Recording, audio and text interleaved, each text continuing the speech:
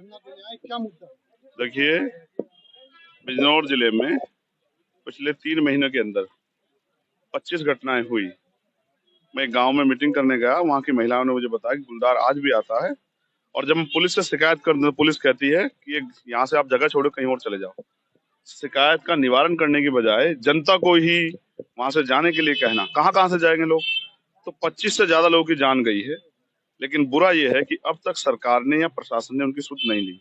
मैं समझता हूँ कि अगर यही जान, जबकि ऐसा नहीं होना चाहिए किसी के साथ भी कोई घटना हो, अगर यही किसी नेता, किसी अधिकारी, किसी व्यापारी के बच्चों के साथ होता तो शायद इस पे कोई काम हो जाता। लेकिन ये घटनाएं किसानों के साथ, मजदूर परिवारों के साथ हुई है, सरकार ने इसलिए संज्ञान नहीं लिया। मेरे कहने के बाद 21 तारीख को मैं जिलाधिकारी जी के यहाँ हम 4-5 लोग जाके ज्ञापन देके सवाल पूछेंगे। आप ये मानिए कि उसके बाद अगले दिन 19 तारीख को फिर घटना हुई, और एक बच्ची जो 12-13 साल की थी, और उसने भी इस घटना के बाद, उसका गुलदार ने उस पर हमला किया, उसने भी दम तोड़ दिया। मुझे बहुत तकलीफ हुई कि किसी ने अपनी पत्नी खो दी, किसी ने अपनी माँ खो दी, किसी ने अपनी बहन खो दी, किसी ने अपना भाई खो दिया। एक हमारे किसान थे सिख यहाँ, उनका 22-23 साल का अकेला बेटा, उसको तो गुलदार उठा ले गया, उसकी जान ले ली। उस बाप से पूछो, उन माओ से पूछो जिन्होंने अपने 10-10 साल के बच्चे खोए हैं, और सरकार और पुलिस और एडमिनिस्ट्रेशन शांत बैठा है। मुझे ऐसा लगता है कि मेरे जैसे लोगों को यही राजनीति करनी चाहिए कि उनकी आवाज उठाएं। और हमने यहाँ मांग उठाई है कि 25 लाख रुपए का मुआवजा प्रत्येक परिवार को मिले। किसान अपने खेत पे नहीं जा पा रहा, गुलदार ना जान ले ले। मजदूर अपने लिए काम करने नहीं जा पा रहा। बहुत सारे ऐसे लोग हैं जिन पे कोई रोजगार नहीं है, उन्होंने पशु पाले हैं, खेत में घास लाते हैं, घास का चारा खिला के दूध इकट्ठा करके दूध बेचते हैं। वो लोग परेशान हो गए, लोग भूखे मर रहे हैं, लेकिन कोई सुनने को राजी नहीं है। इसलिए मेरी जिम्मेदारी बनती है कि मैं यहाँ के संघर्ष करूं और सरकार से जवाब मांगू। आज हमने जिलाधिकारी जी को ज्ञापन देना है, जिसके जरिए हम 25 लाख रुपए मुआवजे की मांग की है, और घायल उनके लिए जो मृतक है उन परिवारों के लिए, और घायल लोगों के लिए 5 लाख रुपए की मदद की मांग की है। और मेरा प्रयास है कि वो जो पूरा क्षेत्र है उसमें सुरक्षा का माहौल बनना चाहिए। अगर जनता सुरक्षित नहीं, जनता टैक्स देती है, फिर अधिकारी कर्मचारियों से सवाल होंगे, और अधिकारी कर्मचारी सवाल से भाग नहीं सकते। अब तो मैं यही हूँ ना। अगला कदम क्या है? अगर जिलाधिकारी महोदय कहते हैं मैं बेबस हूँ, सरकार नहीं चाहती, तो फिर हम इसको प्रदेश स्तरीय आंदोलन बना के हर जिला मुख्यालय पे आंदोलन कराएंगे।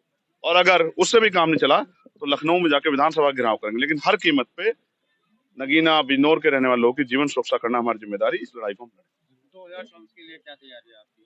देखिए, ये जनता की लड़ाई लड़ना, जनता की आवाज बनना, यही मेरी लड़ाई है। इसको मैं 2024 में भी लड़ रहा हूँ, आज 2023 में आप गठबंधन से लड़ेंगे कि अपनी आजाद समाज पार्टी से लड़ेंगे? मेरा जनता से गठबंधन हो गया है। हम जनता के गठबंधन से लड़ेंगे, और बाकी अभी तो बहुत कुछ बाकी है।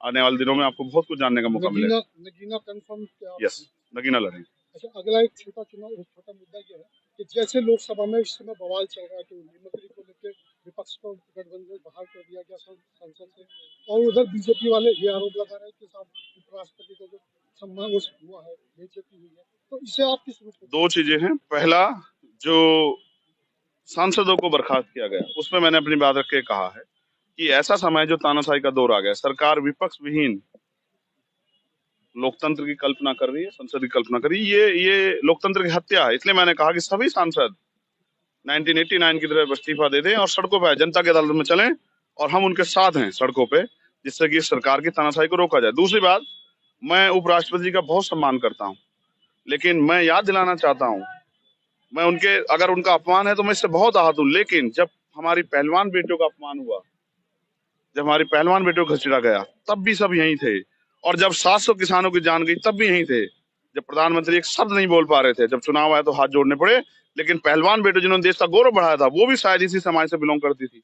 लेकिन जब उनके कपड़े फाड़े गए, उनको पीटा गया, उनको खींचा गया, तब शायद मुझे लगता है एक शब्द जो है उपराष्ट्रपति जी भी नहीं कह पाए। मुझे बहुत दुख है कि उपराष्ट्रपति जी भाजपा के इशारे पे एक गलत पिच पे खेल रहे हैं। किसानों को इसका बहुत बड़ा नुकसान होगा। मैं उनका बहुत सम्मान करता हूँ, और उम्मीद है कि उनको भी खुद एहसास होगा कि वो भाजपा के तंत्र में ना फंसे। वो एक संवैधानिक पद पर पद की गरिमा बना के और आगे बढ़ते रहे। हम सब लोग उनका सम्मान करते, कोई उनका अपमान नहीं कर सकता। वो बहुत प्रतिष्ठित व्यक्ति हैं, और समाज में और देश में उनका बहुत सम्मान। लेकिन आज वो बीजेपी के इशारे पे जो कर रहे हैं, इससे नुकसान होगा। जनता देख रही है कि किसानों की लाशों पे हंसने वाले भाजपा के लोग, पहलवान बेटियों की के अपमान पे हंसने वाले भाजपा के लोग आज अपने आप कितना गौरवान्वित महसूस कर रहे हैं। तो इसलिए ये सब चीजें 2024 से जुड़ी हुई चीजें हैं, लेकिन जनता समझदार है। अभी आपने मायावती जी के लिए परिवारवाद पे सवाल प्रकट किया कि उन्होंने आकाश आनंद को बना के परिवारवाद को बढ़ावा दिया। नहीं, मैं परिवारवाद की बात नहीं कर रहा हूँ। बेसिकली काशीराम साहब ने जो तैयार किया था विचारों का आंदोलन, वो कमजोर वर्गों का संयुक्त आंदोलन था। आपने उससे कमिटमेंट किए थे। नेता की ताकत होती है उसका उसका कमिटमेंट, उसका स्टैंड। जब नेता अपने कमिटमेंट स्टैंड छोड़ता, विचार छोड़ता, तो समझ जाना चाहिए। देखिए पिछले साल बहन जी ने कहा कि वो भी बहुत मजबूत है, 20 साल कहीं नहीं जाने वाले, 20 साल तक वही राजनीति करेंगे। अचानक क्या हुआ 1 साल में कि आपने उत्तराधिकारी घोषित कर दिया? तो मैं समझता हूँ उन्होंने, उनको खुद महसूस हो गया कि आज की राजनीति में वो फिट नहीं बैठ रही है, और चंद्रशेखर आजाद को रोकने के लिए जितने प्रयास कर लो, मैं इससे नहीं घबराता हूँ। मैं उनका धन्यवाद देता हूँ, और मैं उनसे कहूंगा कि वो आराम करें। उनके हम चंद्रशेखर और बहुत सारे लोग देश में निकले हुए हैं जो भारतीय संविधान की भी रक्षा करेंगे, लोकतंत्र की भी, और प्रयास करेंगे कि भाजपा के इस गुंडा राज को खत्म किया जाए। धन्यवाद।